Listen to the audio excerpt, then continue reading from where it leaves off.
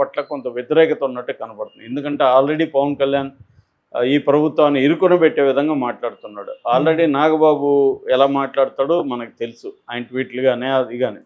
రేపొద్దున ఆయన కూడా ఇరుకున పెట్టే విధంగా ఇద్దరు తయారయ్యారనుకో ఇంకా డబుల్ తలనొప్పులు తయారవుతాయి.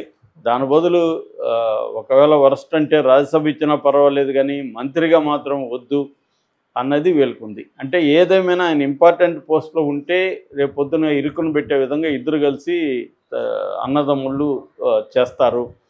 అది కట్ చేస్తే మంచి చంద్రబాబు అనేది కేడర్ కూడా ఉన్నట్టు కనిపిస్తుంది. వీటన్నిటి దృష్టిలో పెట్టుకొని చంద్రబాబు ఎటువంటి నిర్ణయాలు తీసుకుంటాడు అనేది మనం wait and watch. Hi viewers, welcome to our channel. ప్రస్తుతం మనతో పాటు దాము బాలాజీ గారు సీనియర్ జర్నలిస్ట్, వారితో ఒకసారి మాట్లాడుతున్నాం. సార్ నమస్కారం. సార్ నమస్తే సార్. కూటమి గవర్నమెంట్ ఫామ్ చేసిన తర్వాత నాగబాబు గారి పరిస్థితి ఇప్పటి వరకు కూడా గందరగోళంగానే ఉంది. అంటే ఎన్నో రకాల రూమర్స్ వచ్చేసాయి. ఆయన టీటీడీ చైర్మన్ అవుతారని, రాజ్యసభకు పంపిస్తారని చెప్పేసి వచ్చాయి. తర్వాత వీళ్ళే అనౌన్స్ చేశారు, మేము ఎమ్మెల్సీగా గెలిపించుకొని క్యాబినెట్లోకి తీసుకుంటామని చెప్పారు. ఇప్పుడు చూస్తే ఇవేమీ లేవు, ఆయనకి రాజ్యసభ లేదు, ఎమ్మెల్సీ లేదు, మంత్రి పదవి లేదని చెప్పేసి రకరకాల వార్తలు కొన్ని రోజుల నుంచి కూడా స్ప్రెడ్ అవుతున్నాయి. సార్ మరి ఏంటి నాగబాబు గారి పరిస్థితి? ఆయనకు ఏదన్నా పొజిషన్ ఇస్తారా, ఇవ్వరా? చంద్రబాబు నాయుడు ఎందుకు ఇంకా ఆయన విషయంలో డిసిజన్ తీసుకోవట్లేదు సార్? జనసేనకి యాక్చువల్గా చంద్రబాబు ఇప్పటి వరకు అయితే న్యాయమే చేశాడని చెప్పచ్చు. ఎందుకంటే 3 మంత్రి పదవులు, ముఖ్యంగా పవన్ కళ్యాణ్కి దాదాపు 5 శాఖలు, ఆయన డిప్యూటీ సీఎం, అట్లాగే కొన్ని కార్పొరేషన్ పదవులు ఇవన్నీ కూడా ఇచ్చాడు చంద్రబాబు. నిజానికి చంద్రబాబు ముందు నుంచి కూడా పవన్ కళ్యాణ్కి ఎప్పుడూ లేనంతగా పెద్దపీట వేశాడు. అంటే చంద్రబాబు రాజకీయ జీవితంలో ఎప్పుడు కూడా ఇప్పటి వరకు తన రాజకీయ దాని ఏమంటారు పొత్తులో ఉన్న పార్టీకి ఇంత ఇంపార్టెన్స్ ఎప్పుడు ఇవ్వలేదు. ఏ నాయకుడు కూడా ఇంత ఇంపార్టెన్స్ ఇవ్వలేదు. పవన్ కళ్యాణ్కి అది ఇచ్చాడు. దానికి చంద్రబాబుకు ఉండే రీజన్స్ కూడా ఉన్నాయి. ఎందుకంటే ఆయన ఇది చివరి ఎన్నికలు అనుకున్నాడు. ఎన్నికల్లో ఓడిపోతామని భయం చంద్రబాబును వెంటాడింది. జగన్ ఎందుకంటే స్ట్రాంగ్గా ఉన్నాడు, తీవ్రమైన వ్యతిరేకత ప్రజల్లో లేదు, ఒక వర్గానికి జగన్ పథకాలు అందాయి.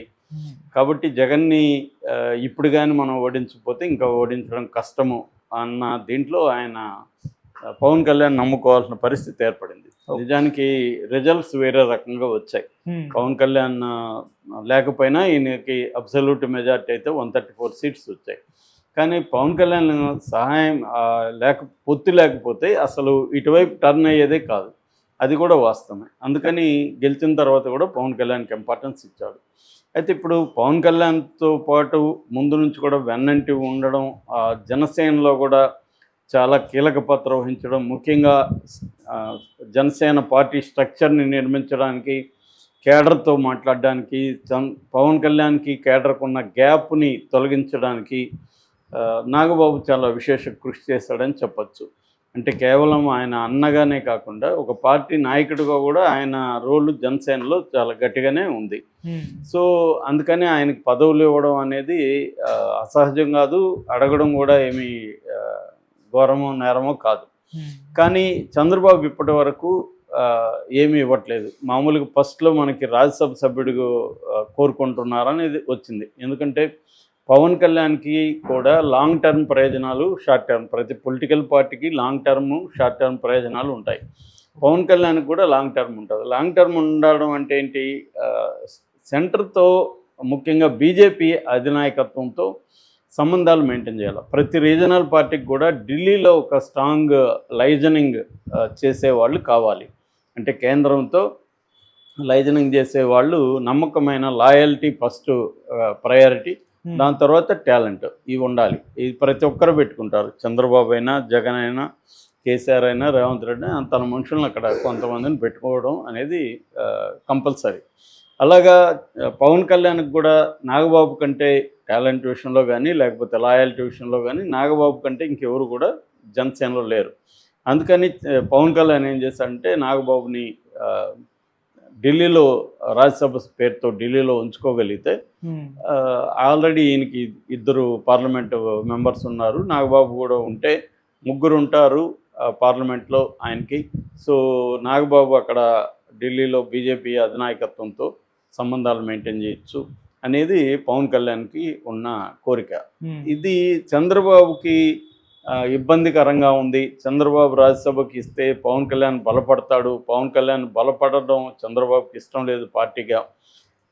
పవన్ కళ్యాణ్ తనకి ఉపయోగపడాలి తప్ప పవన్ కళ్యాణ్ ఇండిపెండెంట్గా ఎదగి తను రేపొద్దున బీజేపీ పవన్ కళ్యాణ్ కలిసి చంద్రబాబును వదిలిపెట్టి వాళ్ళు పోటీ చేసే పాసిబిలిటీ కూడా ఉంది. దాన్ని మనం ఇప్పుడే కట్ చేయాలి అని చంద్రబాబుకు కూడా ఉండే అవకాశం ఉంది. ఎందుకంటే చంద్రబాబు గోల్స్కి పవన్ కళ్యాణ్ గోల్స్కి మధ్య ఖచ్చితంగా వైరుధ్యం అయితే ఉంటుంది. అది ఎప్పుడు బయటకు వస్తుందనేది తెలియదు, కానీ వైరుధ్యం ఉంటుంది. ఎందుకంటే చంద్రబాబు గోల్ ఏంటంటే నెక్స్ట్ లోకేష్ని సీఎం చేయాలి. తను యాక్టివ్గా ఉన్నప్పుడే లోకేష్ని సీఎం చేస్తే లోకేష్ స్థిరంగా రాజకీయాల్లో సెటిల్ అవుతాడు అనేది చంద్రబాబు గోల్. పవన్ కళ్యాణ్ గోల్ ఏమో ఆల్రెడీ ఆయనకి 55 ఎంతో ఉంది. ఆయన ఆరోగ్యం కూడా అంత బాగాలేదు.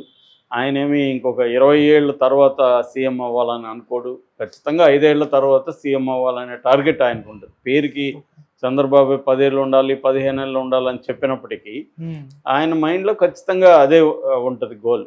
సో కనీసం 5 ఏళ్లలో వాళ్ళు టార్గెట్ పెట్టుకుంటే 10 ఏళ్లలో అయినా సీఎం అవ్వడానికి ఆయనకి ఛాన్స్ ఉంది. సో బీజేపీ హెల్ప్ ఉంది ఆయన.